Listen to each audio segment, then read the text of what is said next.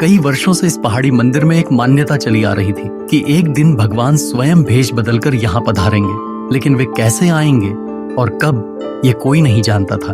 उसी दौरान एक भूखा प्यासा भिखारी अचानक उस पहाड़ी गांव में भटकता हुआ पहुंचा।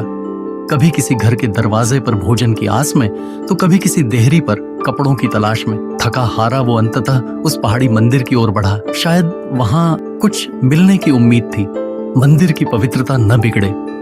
इस डर से किसी ने उसे भीतर आने नहीं दिया। एक आवाज आई, ये भिखारी कहां से आ गया? और वो अजनबी चुपचाप लौट गया और जाकर मंदिर की सीढ़ियों के एक कोने में बैठ गया। तभी वहां एक लड़की आई, साधारण सी पोशाक, नंगे पांव, शांत चेहरे पर करुणा झलक रही थी।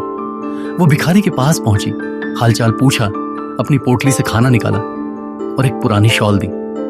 मंदिर अब भी शांत था, लेकिन उसी पल भीड़ में वही ब्राह्मण जिसने सबसे पहले रास्ता रोका था अचानक लड़खड़ाया और जमीन पर गिर पड़ा।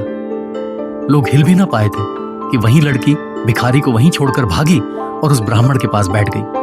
अपने दोनों हाथों से पानी पिलाया। जैसे ही वो लड़की उस बुजुर्ग के पास लौटकर फिर से बैठी, एक शांत चमक उसके चारों ओर फैलने लगी। पल भर में ही उसका पूरा शरीर प्रकाश से भर गया और वो आंखों के सामने विलीन हो गया। जहां अब भी वो बैठा था, अब वहां एक चमकता हुआ त्रिशूल खड़ा था। भीड़, जो अब तक मूक दर्शक बनी थी, एक एक करके घुटनों पर बैठ गई। किसी की आंखों से आंसू बह निकले तो कोई सिर झुकाकर रो पड़ा।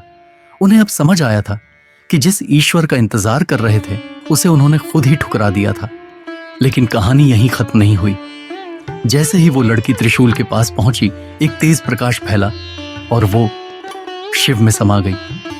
शायद त्रिशूल ही वो भिखारी था और वो लड़की शिव का ही दूसरा रूप।